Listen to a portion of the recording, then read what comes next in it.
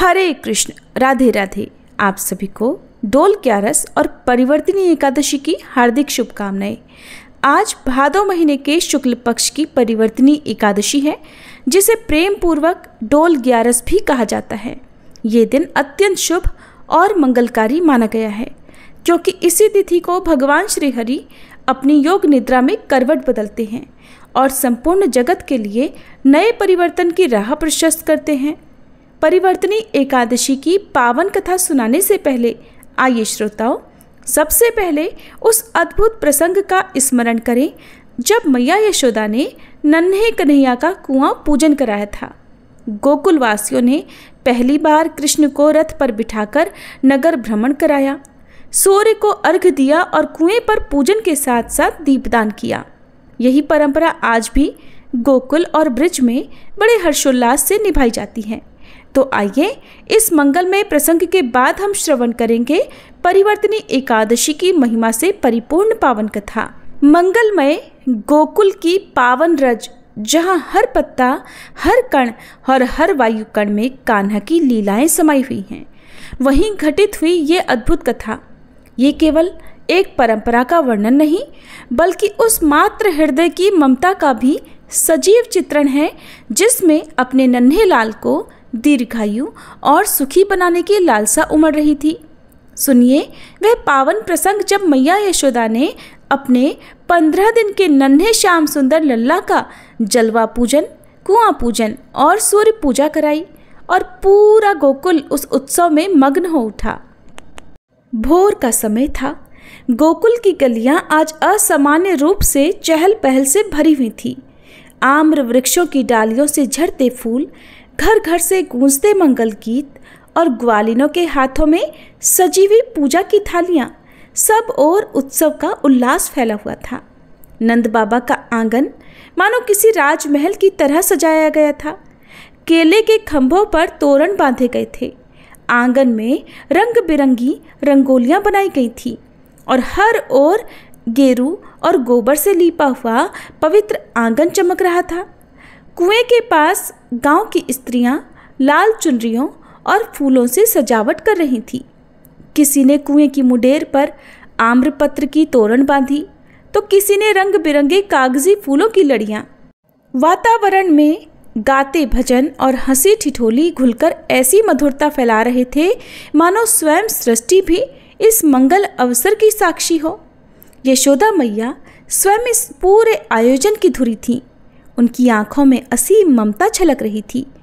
मन ही मन वे संकल्प कर रही थी, आज तो मैं अपने लल्ला का सूर्य पूजा कराऊंगी, ताकि मेरे कान्हा की आयु सूर्य देव के समान दीर्घ और तेजस्वी हो। कुएं का पूजन कराऊंगी ताकि जलदेव की कृपा बनी रहे और मेरा लल्ला सदैव स्वस्थ रहे। मैया ने अपने आंगन में बैठकर पूजा की सारी सामग्रियां एक एक करके सहेजी। पीतल की थाली में हल्दी, रोली, अक्षत, पुष्प और तुलसी दल रखे गए।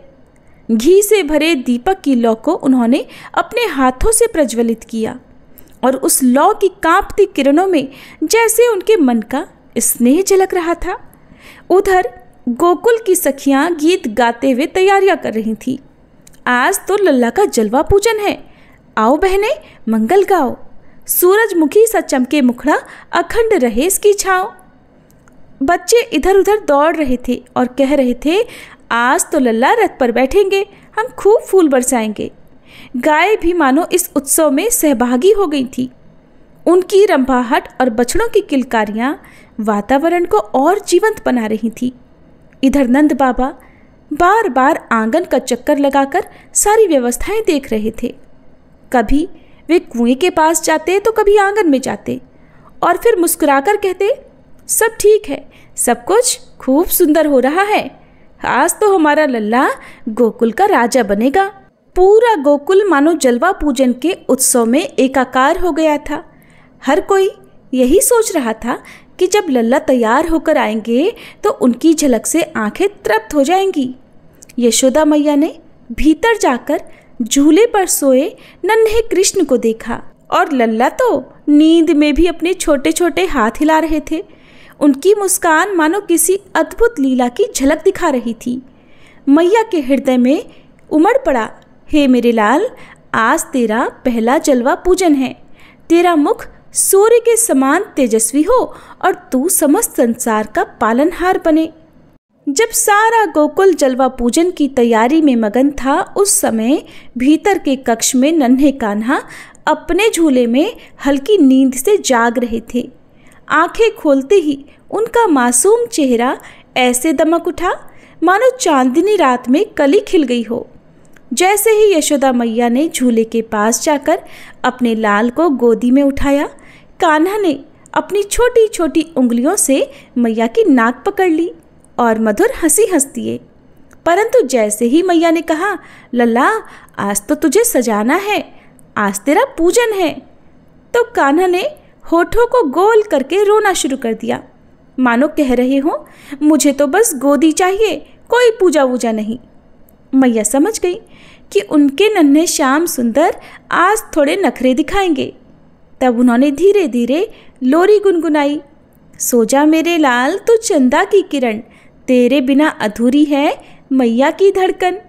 फिर तो लोरी सुनते ही लल्ला चुप हो गए, लेकिन जैसे ही उन्हें नहलाने के लिए पास रखे पात्र में रखा गया, वो छोटे छोटे पांव पटकने लगे। पांव पटकने से उनके पांव में बंधे नन्हे नन्हे घुंघरू झंझनाने लगे और गालों पर छा गई प्यारी सी लालिमा। ग्वाली ने पास खड़ी ये सब देख रही थी। हंसते हुए बोली, अरे देखो देखो, हमारा लल्ला तो पूजन से पहले ही सबका मन पुचवा रहा है। ये नखरे देख कर तो स्वयं सूरज देव भी मुस्कुराएंगे। अब कान्हा को स्नान कराया गया। पानी की हर बूंद उनके अंग अंग से गिरकर जैसे दिव्यता फैला रही थी। स्नान के बाद जब उन्हें पीताम्बर पहनाया गया तो वे वस्त्र खींचकर बार बार नीचे फेंक देते। यशोदा मैया चिल्लाकर बोली, अरे लाला, आज तो तुझे सजना ही होगा, ये जलवा पूजन है, सबको तेरा सुंदर रूप भी देखना है। लेकिन कान्हा फिर मुस्कुरा दिए और अपने छोटे छोटे हाथों से मैया के गाल सहलाने लगे। मैया का हृदय पिघल गया। उन्होंने धीरे से कहा, अच्छा ठीक है लल्ला, तू जैसा चाहेगा वैसा ही होगा, पर यह साज सजावट तो आज तुझे करनी ही होगी। तभी दाई माँ ने काजल लगाया और माथे पर चंदन का तिलक भी लगा दिया। अब तो कान्हा की आंखें बड़ी बड़ी चमकने लगी, मानो उसमें पूरा गोकुल निहार रहा हो। फिर तुलसी और फूलों की माला पहनाई गई। अब कान्हा मुस्कुरा रहे थे। अभी उनके छोटे छोटे दांत नहीं उगे थे, लेकिन उनकी मुस्कान इतनी मधुर थी मानो हजारों सूर्यों की किरणें एक साथ झलक रही हों। सारी ब्रिज की महिलाएं मंत्रमुग्ध होकर देखने लगी। किसी ने कहा, देखो तो जरा, सूर्य देव का तेज भी इनके सामने फीका पड़ता है। तो किसी ने कहा, अरे ये तो जन्म से ही गोकुल का राजा है, राजा। और तभी आंगन में शंख ध्वनि और मंगल गीतों की गूंज उठी। संकेत था कि अब लल्ला को रथ पर बिठाकर कुआं पूजन और सूर्य पूजा के लिए ले जाया जाए। जब नंद भवन में मंगल गीतों की गूंज उठी और शंखनाद हुआ, तब सारा गोकुल उमड़ पड़ा नन्हे कान्हा के दर्शन करने को। यशोदा मैया ने अपने लल्ला को गोदी में उठाया और धीरे धीरे आंगन की ओर चली। उनके साथ ग्वालिनें, दाइयाँ, सखियाँ और पूरे गांव की स्त्रियां भी मंगल गान करती हुई चल रही थी। आंगन के बीचों बीच कुएं के पास सुंदर वेदी सजाई गई थी। चारों ओर आम्र पल्लव और केसरिया रंग के बंधनवार लटक रहे थे। ताजे फूलों की महक वातावरण को पावन बना रही थी। सुंदर पुष्पों, कलश, नारियल, सुपारी आदि से सजा हुआ पूजा स्थल मानो स्वर्ग का आंगन लग रहा था। अब सबसे पहले मैया ने अपने नन्हे लाल को सोने की परत चढ़े छोटे से रथ पर बिठाया। कान्हा अपने छोटे छोटे हाथों को फैलाकर झनझनाती पायल की ध्वनि से हंसने लगे। उनका हंसना देख पूरा गोकुल हर्षित हो उठा। ग्वाल बाल और स्त्रियां जय जयकार करने लगी। नंदलाल की जय हो, यशोदा नंदन कान्हा की जय हो। अब कुआं पूजन प्रारंभ हुआ। मैया यशोदा ने आचमन करके भगवान गणेश का ध्यान किया, फिर सूर्य देव का स्मरण किया और अपने नन्हे कान्हा को गोदी में लेकर मंत्रोच्चारण के बीच कुएं की परिक्रमा की। कहा जाता है कि इसी दिन मैया यशोदा ने अपने लल्ला को गोदी में लेकर सूर्य देव को प्रणाम कराया था और जल अर्पण करके ये कामना की थी कि हे सूर्य नारायण, मेरे लाल का जीवन आपके प्रकाश की तरह जगमगाता रहे, इसकी छवि से सारा संसार आलोकित हो। जब यशोदा मैया ने जल अर्पण किया तभी सूरज की किरणें सीधे कुएं के जल पर पड़ी और जल से प्रतिबिंबित होकर कान्हा के दिव्य मुखमंडल पर आ गई। उस क्षण नन्हे कान्हा का चेहरा इतना दीप्त हो उठा कि सब मिलकर कहने लगे, सूर्यदेव स्वयं आज यशोदा नंदन के पूजन हेतु यहाँ प्रकट हो गए हैं। पूरे गोकुल में उल्लास छा गया। मंगल गीत गाए जाने लगे और दाइयाँ लल्ला की आरती और नजर उतारने लगी। रथ पर बैठे कान्हा झूलते झूलते अपने छोटे छोटे हाथों से हवा में ताली बजाने का प्रयास करने लगे, मानो स्वयं सूर्यदेव को धन्यवाद दे रहे हों। और फिर यही दिन आगे चलकर कुआं पूजन और सूर्य पूजा के रूप में विख्यात हुआ। और कहते हैं कि जब कान्हा पहली बार रथ पर बैठकर नंदगांव और महेश्वर नगर की परिक्रमा करने निकले तो गांव का हर घर दीप मालाओं से जगमगा उठा। कुआं पूजन और सूर्यदेव की आराधना संपन्न होने के बाद नंद भवन में एक नया उल्लास फैल गया। आज का दिन अद्वितीय था क्योंकि पहली बार लल्ला रथ पर बैठकर नगर भ्रमण जो करने वाले थे। नंद बाबा ने विशेष रूप से सोने चांदी की नक्काशी से सजा हुआ एक छोटा सा रथ बनवाया। रथ के पहियों पर मोरपंख और गेंदे की मालाएं लटक रही थीं। उसके दोनों ओर केसर और चंदन का लेप किया गया था।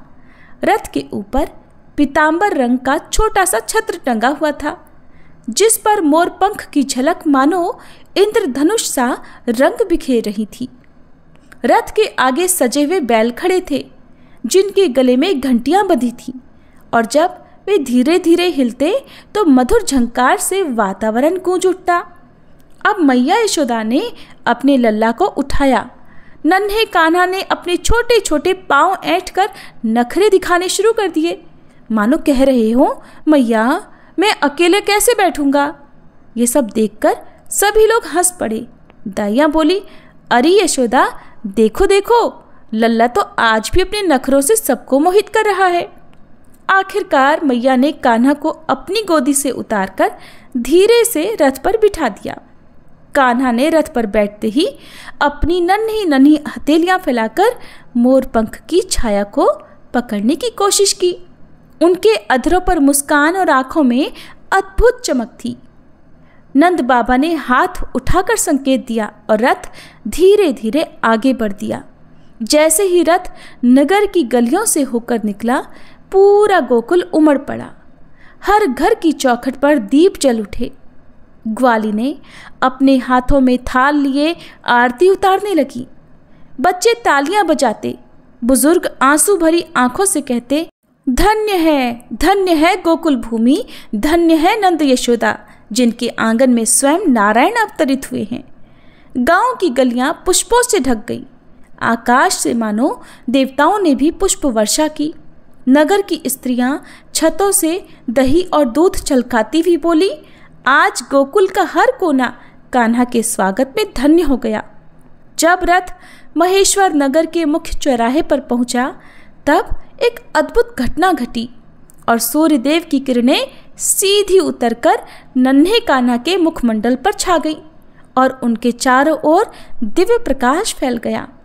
उस समय ब्रजवासी गोकुलवासी मंत्रमुग्ध होकर केवल यही कहते रहे, ये कोई साधारण बालक नहीं, स्वयं ब्रह्मांड नायक है। फिर पूरा नगर भ्रमण दिव्य और अद्वितीय बन गया। जब रथ वापस नंद भवन पहुंचा तो सभी ने मिलकर जयकारा लगाया, नंदलाल की जय हो, यशोदा नंदन कान्हा की जय हो। और उस रात गोकुल की भूमि दीपों से जगमग करती रही। गीत, भजन, बधाइयाँ और हंसी खुशी का ऐसा संगम हुआ मानो धरती पर स्वर्ग उतर आया हो। भादो शुक्ल पक्ष की परिवर्तनी एकादशी के दिन गोकुल में हर्षोल्लास का वातावरण था। गोकुलवासी मंगल गीत गाते हुए उमड़ पड़े। जैसे जैसे कान्हा की पालकी नगर में घूमती गई, गोकुलवासी भाव विभोर होते गए। हर किसी की यही लालसा थी कि नन्हे लाला की छाया हमारे जीवन पर पड़े। गोकुल की माताएं, बुजुर्ग और ग्वाल बाल सभी बारी बारी से नन्हे श्री कृष्ण की पालकी के नीचे से होकर गुजरे। उनके मन में विश्वास था कि जो भी लल्ला की पालकी की छाया में से गुजर जाएगा, उसके सभी दुख, दरिद्रता मिट जाएगी, संतानहीन को संतान की प्राप्ति होगी, रोगी को स्वास्थ्य मिलेगा और हर घर में अन्न और धन की वृद्धि होगी। यशोदा मैया और नंद बाबा गर्व से अपने लल्ला को निहारते रहे। बाल श्री कृष्ण कभी हंसते, कभी अपनी छोटी सी हथेली को हिलाते और सबको आशीष देते प्रतीत होते। सभी प्रेम से बोलिए, नंद के लाल की जय हो, यशोदा के कन्हैया की जय हो, गोपाल गोकुल बिहारी की जय हो, नन्हे लड्डू गोपाल की जय हो। अब आपको लेकर चलते हैं हस्तिनापुर के महल की ओर। आप सभी अपने नेत्र बंद करके कल्पना कीजिए कि आकाश में आज एक अद्भुत और दिव्य वातावरण छाया हुआ है। दिशाओं में अलौकिक आभा फैल रही है। मंद मंद समीर जैसे स्वयं विष्णु ध्वज लहरा रहा हो, ऐसे ही पावन क्षणों में भगवान श्री कृष्ण अपने दिव्य रथ पर विराजमान होकर हस्तिनापुर की ओर प्रस्थान करते हैं। उनके रथ से निकलती प्रभामयी किरणें नगर वासियों के हृदय को आनंद से भर देती हैं। उधर महाराज धर्मराज युधिष्ठिर अपने महल में गहन चिंतन में लीन हैं। उनके मन में एक ही प्रश्न बार बार उठ रहा है, हे प्रभु, भाद्रपद मास के शुक्ल पक्ष की एकादशी का वास्तविक महत्व क्या है? और वही जिज्ञासा उनके हृदय को व्याकुल भी किए हुए है। वे अधीर होकर ईश्वर के वचनों की प्रतीक्षा कर रहे हैं। तभी राजमहल के प्रांगण में रथ का दिव्य नाद गूंजता है और श्री कृष्ण स्वयं वहां पधारते हैं। दिव्य मुस्कान लिए वे धर्मराज युधिष्ठिर के समीप आकर प्रेम पूर्वक कहते हैं, राजन, आज वह समय है जब तुम्हारे हृदय की जिज्ञासा शांत होगी, क्योंकि आज मैं तुम्हें परिवर्तनी एकादशी का महत्व सुनाऊंगा। और इस प्रकार कथा का मंगलमय शुभारंभ होता है। श्री कृष्ण कहते हैं, हे राजन, अब मैं अनेकों पाप नष्ट करने वाली तथा अंत में स्वर्ग देने वाली भाद्रपद मास के शुक्ल पक्ष में आने वाली परिवर्तनी नाम की एकादशी की कथा कहता हूँ। इस एकादशी को जयंती एकादशी भी कहते हैं। इस एकादशी की कथा सुनने मात्र से ही समस्त पापों का क्षय और अरिष्टों का नाश हो जाता है। परिवर्तनी एकादशी के व्रत का फल वाजपेय यज्ञ के फल से भी अधिक है। इस जयंती एकादशी की कथा से नीच और पापियों का भी उद्धार हो जाता है। अगर कोई धर्मपरायण मनुष्य इस एकादशी के दिन मेरी पूजा करता है तो मैं उसे संसार की समस्त पूजाओं का फल प्रदान करता हूँ। जो मनुष्य इस दिन मेरी पूजा करता है उसे मेरे लोक की प्राप्ति होती है, इसमें बिल्कुल भी संदेह नहीं। हे धर्मराज, जो मनुष्य इस एकादशी के दिन वामन भगवान की पूजा करता है वह तीनों देवता अर्थात ब्रह्मा, विष्णु और महेश की भी पूजा कर लेता है। इसलिए जो साधक इस एकादशी का व्रत करते हैं उनके लिए संसार में कुछ भी शेष नहीं रहता। इस एकादशी के दिन भगवान विष्णु करवट बदलते हैं, इसलिए परिवर्तनी एकादशी कहते हैं। धर्मराज युधिष्ठिर भगवान कृष्ण से फिर बोले कि हे भगवान, आपके वचनों को सुनकर मुझे महान संदेह हो रहा है कि आप किस प्रकार सोते और करवट बदलते हैं। आपने राजा बलि को क्यों बाधा और वामन रूप धारण करके क्या क्या लीलाएं की? चातुर्मास्य व्रत की विधि क्या है और आपके शयन करने पर मनुष्य का क्या कर्तव्य है? प्रभु, सो ये सब विस्तार पूर्वक कहिए। तब भगवान श्री कृष्ण बोले, हे राजन, अब आप पापों को नष्ट करने वाली इस एकादशी की कथा का श्रवण करो। त्रेता युग में एक बलि नाम का दानव हुआ। वह अत्यंत भक्त, दानी, सत्यवादी और ब्राह्मणों की सेवा में तत्पर रहा करता था। उसने अपनी भक्ति, जप और तप के प्रभाव से स्वर्गलोक में इंद्र को भी जीत लिया। इंद्र आदि अन्य देवता इस बात को सहन नहीं कर सके और भगवान नारायण से प्रार्थना करने लगे। तब भगवान ने अपने पंचम स्वरूप वामन रूप को धारण किया और अत्यंत तेजस्वी ब्राह्मण बालक के रूप में राजा बलि को जीत लिया। इस पर युधिष्ठिर महाराज बोले, हे जनार्दन, आपने वामन रूप धारण करके बलि को किस प्रकार जीता, ये सभी विस्तार पूर्वक समझाइए। तब श्री कृष्ण भगवान बोले, हे राजन, मैंने वामन का रूप धारण करके राजा बलि से याचना की कि हे राजन, तुम मुझे 3 पग भूमि दे दो, इससे तुम्हें 3 लोकों के दान का फल प्राप्त होगा। राजा बलि ने इस छोटी सी याचना को स्वीकार किया और 3 पग भूमि देने को तैयार हो गए। तब मैंने अपने आकार को बढ़ा लिया और भूलोक में पैर, भुवलोक में जंघा, स्वर्गलोक में कमर, महलोक में पेट, जनलोक में हृदय, तपलोक में कंठ और सत्यलोक में मुख रखकर अपने सिर को ऊंचा उठा लिया। उस समय सूर्य, चंद्र, नक्षत्र, इंद्र, अन्य देवता आदि शास्त्रानुसार मेरी स्तुति करने लगे।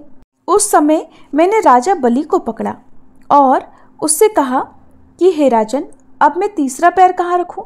इतना सुनते ही राजा बलि ने अपना सिर नीचे कर लिया और उसके सिर पर मैंने अपना तीसरा पैर रख दिया। तब वह भक्त दानव पाताल को चला गया। जब मैंने उसे अत्यंत विनीत पाया तो मैंने उससे कहा, हे बलि, मैं सदैव तुम्हारे पास ही रहूंगा। भाद्रपद के शुक्ल पक्ष की एकादशी को परिवर्तिनी नामक एकादशी के दिन मेरी एक प्रतिमा राजा बलि के पास रहती है और एक क्षीर सागर में शेषनाग पर शयन करती रहती है। इस एकादशी को भगवान विष्णु शयन करते हुए करवट बदलते हैं। इस दिन त्रिलोकी के नाथ श्री भगवान विष्णु की पूजा की जाती है। इस व्रत में सारा दिन उपवास रखकर रात्रि को जागरण करना चाहिए। इस प्रकार व्रत करने से मनुष्य समस्त पापों से मुक्त होकर स्वर्ग लोक को चला जाता है। जो मनुष्य पापों को नष्ट करने वाली इस पावन कथा को सुनते हैं, उन्हें अश्वमेध यज्ञ का फल मिलता है। कथा का सार ये है कि इस दिन मनुष्य दान करे, लेकिन दान करने के बाद अभिमान बिल्कुल ना करे, क्योंकि अहंकार पूर्वक किया गया दान पुण्य का नाश कर देता है। राजा बलि ने अभिमान किया था, इस कारण वह पाताल लोक को चले गए। इससे ये भी ज्ञात होता है कि अति प्रत्येक कार्य की अच्छी कभी नहीं होती, इसलिए कभी अभिमान नहीं करना चाहिए। कथा समाप्त। सभी प्रेम से बोलिए श्री कृष्ण भगवान की जय। परिवर्तिनी एकादशी की जय। प्रिय श्रोताओ, जिस प्रकार बिना दीपक के रात्रि अधूरी प्रतीत होती है, उसी प्रकार 11 माता की कथा के बिना एकादशी की कथा भी तो अधूरी मानी जाती है। और जब तक 11 माता का स्मरण और उनकी पावन कथा का श्रवण ना हो, तब तक एकादशी व्रत का पूर्ण फल प्राप्त हो ही नहीं सकता। इसीलिए कहा गया है कि एकादशी और 11 माता की कथा एक दूसरे की आत्मा है, एक दूसरे के बिना अधूरी हैं। तो आइए अब उसी श्रद्धा के साथ सुनते हैं 11 माता की ये पावन कथा। एक बार देवर्षि नारद जी वैकुंठ लोक को गए। वहां उन्होंने भगवान श्री लक्ष्मी नारायण जी को प्रणाम किया। फिर नारद जी ने श्री हरि से कहा, प्रभु, अब धरती पर आपका प्रभाव कम हो रहा है। धर्म पर चलने वालों को कोई अच्छा फल नहीं मिल रहा। जो पाप कर रहे हैं उनका भला हो रहा है। तब श्री हरि कहने लगे, ऐसा नहीं है देवर्षि, जो भी हो रहा है सब नियति के कारण हो रहा है। श्री हरि की बात सुनकर नारद जी बोले, प्रभु, मैं तो देखकर आ रहा हूँ कि पापियों को तो अच्छा फल मिल रहा है, लेकिन भला करने वाले और धर्म के रास्ते पर चलने वाले लोगों को बुरा फल मिल रहा है, उन्हें दुख भोगने पड़ रहे हैं। भगवान ने कहा, देवर्षि, कोई ऐसी घटना बताओ जिससे तुम्हें ये लग रहा हो। नारद जी कहने लगे, प्रभु, अभी अभी मैं एक जंगल से आ रहा हूँ। वहाँ पर एक गाय दलदल में फंसी हुई थी। कोई भी उसे बचाने वाला नहीं था। थोड़ी ही देर के बाद मैंने देखा कि एक चोर उधर से गुजरा। दलदल में फंसी हुई गाय को देखकर वो रुका तक नहीं, बल्कि उस गाय पर पैर रखकर वह दलदल से भरा हुआ गड्ढा लांघकर आगे निकल गया। आगे गया तो उस चोर को सोने की मोहरों से भरी एक थैली मिली। थोड़ी ही देर बाद वहां पर एक साधु महाराज आए। उन्होंने उस गाय को दलदल में फंसा देखा तो गाय को बाहर निकालने की पूरी कोशिश की और पूरी ताकत लगाकर आखिरकार उस गाय को निकाल लिया। गाय को बाहर निकालने के प्रयास में वह साधु महाराज खुद दलदल से लथपथ हो गए थे। जब वह साधु महाराज आगे बढ़े तो एक गड्ढे में गिर गए और उन्हें चोट लग गई। प्रभु, अब आप ही बताइए, ये कौन सा न्याय है? नारद जी की पूरी बात सुन लेने के बाद श्री हरि बोले, देवर्षि, ये सही ही हुआ। जो चोर गाय पर पैर रखकर भाग गया था, उसकी किस्मत में तो एक खजाना था, लेकिन उसके इस पाप के कारण उसे केवल कुछ मोहरें ही मिल पाईं। वहीं उन साधु महाराज को गड्ढे में इसलिए गिरना पड़ा क्योंकि उनके भाग्य में उस समय मृत्यु लिखी हुई थी। लेकिन एक गाय को बचाने के कारण, दलदल से बाहर निकालने के कारण उनके पुण्य बहुत अधिक बढ़ गए और उनकी मृत्यु बस एक छोटी सी चोट में बदल गई। इंसान के कर्म से ही उसका भाग तय होता है देवर्षि, इसलिए अच्छे कर्म करना कभी भी नहीं छोड़ना चाहिए। श्री हरि की बात सुनकर देवर्षि नारद मुस्कुराते हुए और प्रभु को प्रणाम करते हुए नारायण नारायण कहकर प्रभु की रचाई हुई सृष्टि की अन्य लीलाएं देखने के लिए चल पड़े। प्रेम से बोलिए श्री लक्ष्मी नारायण भगवान की जय। अब सुनिए एकादशी माता की कथा। इस कथा को सुनने से ही एकादशी का व्रत पूरा माना जाता है। श्रोताओं, एक बार एक बूढ़ी माँ ने एकादशी का उपवास रखा। बड़े ही भक्ति भाव से वह एकादशी की पूजा किया करती थी। वे बूढ़ी हो चुकी थी।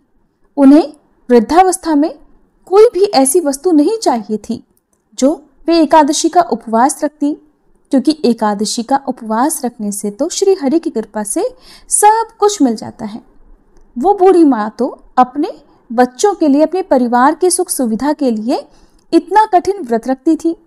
वे दिन भर तो बड़ा कठिन मन करके और अपनी प्यास को किसी तरह से रोके रही, क्योंकि एकादशी के व्रत में वो जल की एक बूंद भी ग्रहण नहीं करती थी।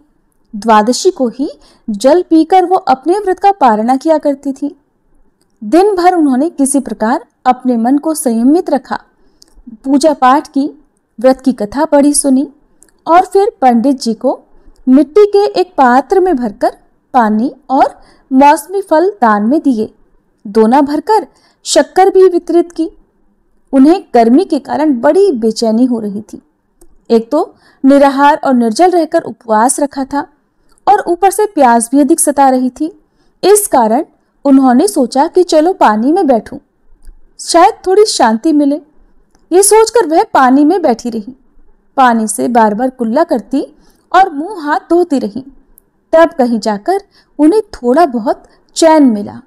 एक तो धूप तेज की पड़ रही थी, इस कारण बार बार बूढ़ी माँ का मुंह सूखा जा रहा था। बूढ़ी माँ बड़ी बेचैन हो रही थी। एक तो बुढ़ापा, दूसरा यह भयंकर गर्मी। बुढ़ापे की तो स्थिति ही कुछ ऐसी होती है, बड़ी मुश्किल से धीरज बंध पाता है। अब किसी प्रकार रो धोकर दिन कट पाया। अब बूढ़ी माँ के सामने पहाड़ सी लंबी रात थी, जिसका कट पाना बड़ा ही मुश्किल दिखाई दे रहा था। चारपाई पर पड़ी हुई बूढ़ी माँ को किसी प्रकार भी शांति नहीं मिल रही थी। बार बार प्यास के मारे गला सूख रहा था और वे इस प्रकार बेचैन होकर करवटें बदलती जा रही थी। कई बार उठकर वे घर के बाहर जाती, फिर अंदर आ जाती। ना उन्हें घर के अंदर शांति मिल रही थी, ना बाहर। वे पड़ी पड़ी एकादशी माता को याद करती रहीं और मन में ध्याती रहीं कि हे माता, आप मेरी लाज रखिएगा, आप ही मुझे शक्ति दीजिएगा ताकि मैं भली भांति आपका व्रत कर सकूं और ये पहाड़ सी रात सुकून से बीत जाए। प्यास के कारण बूढ़ी माँ की बेचैनी तो बढ़ ही रही थी। उन्होंने धैर्य रखने का बहुत प्रयास किया, लेकिन आखिरकार उनकी सहनशीलता की सीमा टूट गई और वे घबराकर प्यास के मारे एकदम चिल्ला पड़ी, बचाओ बचाओ। बूढ़ी माँ का चिल्लाना सुनकर उनके परिवार के सभी सदस्य उनके आसपास इकट्ठा हो गए और बूढ़ी माँ की चारपाई के पास पहुंच गए। सब बोले, अम्मा जी क्या हुआ, आपको क्यों चिल्ला रही हो? और जब आपसे व्रत नहीं रखा जाता तो इस बुढ़ापे में इतना कठिन व्रत क्यों कर रही हो? अम्मा जी, अगर शरीर में ताकत है तभी तो भक्ति हो पाएगी। आप पानी पी लीजिए। बूढ़ी माँ अपने परिवारजनों से बोली, मेरे तो प्यास के मारे प्राण ही निकले जा रहे हैं, जरा जल्दी से मेरी छाती पर ठंडे पानी का घड़ा तो रख दो। नातियों ने दौड़कर दादी की छाती पर ठंडे पानी का बर्तन रख दिया। तब कहीं जाकर उन्हें थोड़ा बहुत सुकून मिला और जब सुकून मिला तो थोड़ी देर के लिए उन्होंने अपनी आंखें बंद कर ली।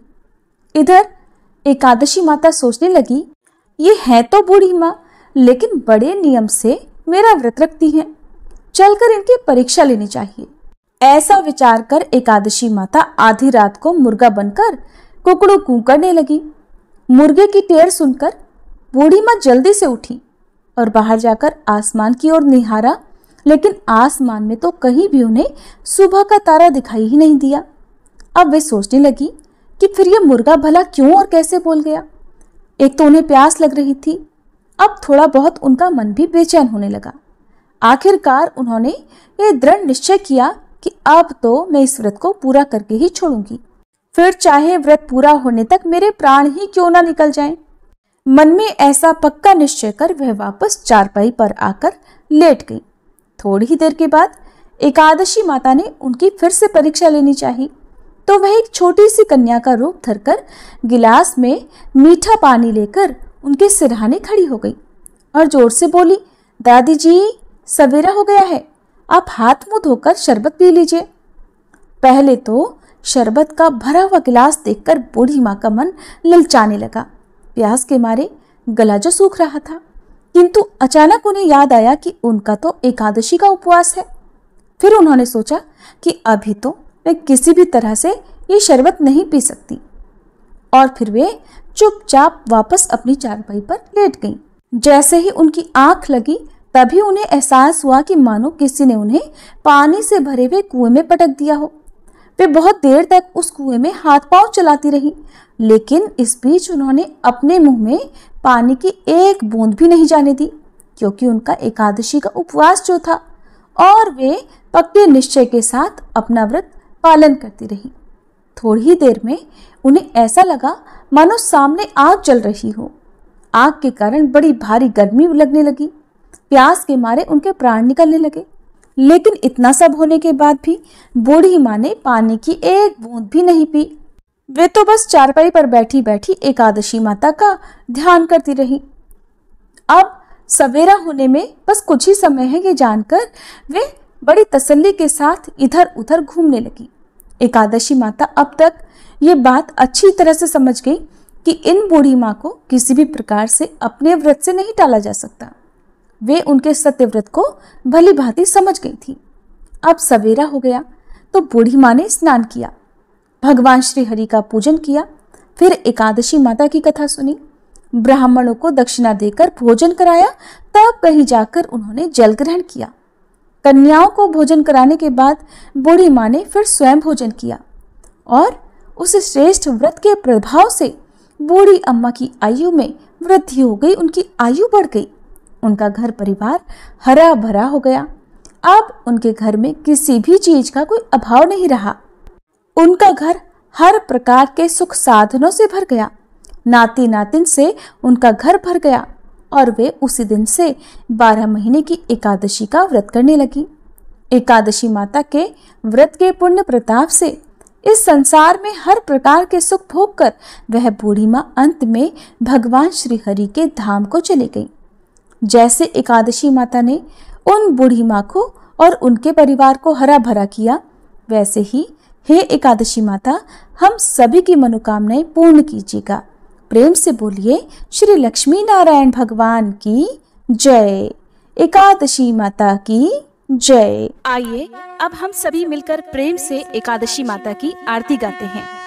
ओम जय एकादशी माता मैया, जय एकादशी माता, विष्णु पूजा व्रत को धारण कर शक्ति मुक्ति पाता। ओम जय एकादशी माता, तेरे नाम गिनाऊं देवी, भक्ति प्रदान करनी, गण गौरव की देनी, माता शास्त्रों में वरनी।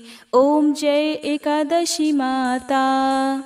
मार्गशीर्ष के कृष्ण पक्ष की उत्पन्ना, विश्वतारिणी जनमी, शुक्ल पक्ष में हुई मोक्षदा, मुक्तिदाता बन आई। जय एकादशी माता। पौष के कृष्ण पक्ष की सफला नामक है, शुक्ल पक्ष में होए पुत्रदा, आनंद अधिक रहे। ओम जय एकादशी माता। नाम षटतिला माघ मास में कृष्ण पक्ष आवे, शुक्ल पक्ष में जया कहावे, विजय सदा पावे। जय एकादशी माता।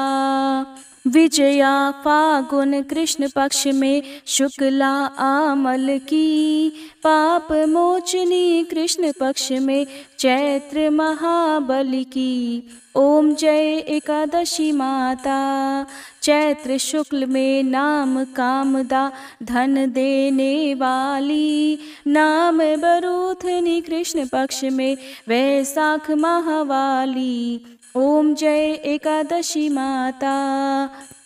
शुक्ल पक्ष में होए मोहनी अपरा ज्येष्ठ कृष्ण पक्षी, नाम निर्जला सब सुख करनी शुक्ल पक्ष रखी। जय एकादशी माता। योगिनी नाम आषाढ़ में जानो कृष्ण पक्ष करनी, देव शयनी नाम कहायो शुक्ल पक्ष धरनी। जय एकादशी माता। कामिका श्रावण मास में आवे कृष्ण पक्ष कहिए, श्रावण शुक्ला होए पवित्रा आनंद से रहिए। जय एकादशी माता। अजा भाद्रपद कृष्ण पक्ष की परिवर्तनी शुक्ला, इंद्रा आश्विन कृष्ण पक्ष में वृत से भव सागर निकला। जय एकादशी माता। पापांकुश है शुक्ल पक्ष में आप हरनहारी, रमा कार्तिक में आवे सुखदायक भारी। ओम जय एकादशी माता। देवोत्थानी शुक्ल पक्ष की दुख नाशक मैया, पावन मास में करो विनती पार करो नैया। ओम जय एकादशी माता। परमा कृष्ण पक्ष में होती जन मंगल करनी, शुक्ल पक्ष में होए पद्मनी दुख दारिद्र हरनी। ओम जय एकादशी माता। जो कोई आरती एकादशी की भक्ति सहित गावे, जन गुर्दिता स्वर्ग का वासा निश्चय वह पावे। ओम जय एकादशी माता। मैया जय एकादशी माता। ओम जय एकादशी माता।